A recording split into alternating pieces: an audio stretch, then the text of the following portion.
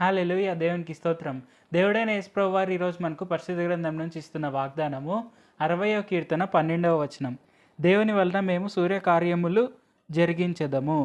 మా శత్రువులను అణగద్రొక్కువాడు ఆయనే. సో, ఈరోజు వాగ్దానం కనుక చూసుకుంటే ఇక్కడ దేవుడైన యేసుప్రభు వారు మనకు క్లియర్‌గా చెప్తున్నారు. మనము ఆయన నామంలో గొప్ప గొప్ప కార్యాలు చేయగలము. సో, ఆయన యొక్క శక్తి మనకు పరిపూర్ణంగా వస్తుంది. మనము గొప్పగా ఆశీర్వదింపబడుతున్నాము అని దేవుడైన యేసుప్రభు వారు మనకు క్లియర్‌గా చెప్తున్నారు.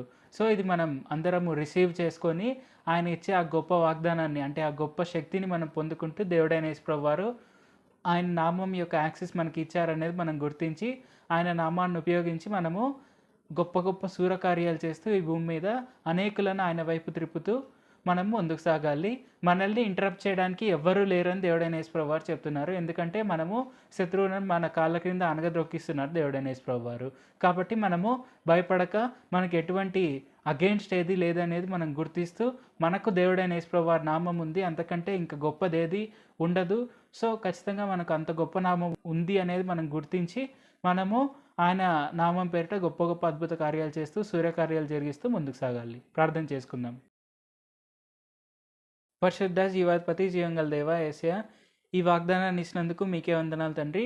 ఇప్పుడు వాక్యం వింటున్న అందరూ మిమ్మునే నమ్ముటకు మీరు మాకు ఇచ్చిన ఆ ఫ్రీ యాక్సెస్ని మేము గుర్తించేందుకు మీ నామాన్ని ఉపయోగించి మేము గొప్ప గొప్ప శూరకార్యాలు జరిగించే వారి వల్లే ఉండేందుకు సాయం చేయండి.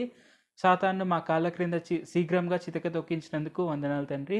యేసయ్య, మాకు సాతాను యొక్క ప్రతి ఒక్క అటాక్ మీద అధికారం ఇచ్చినందుకు వందనాలు తండ్రి.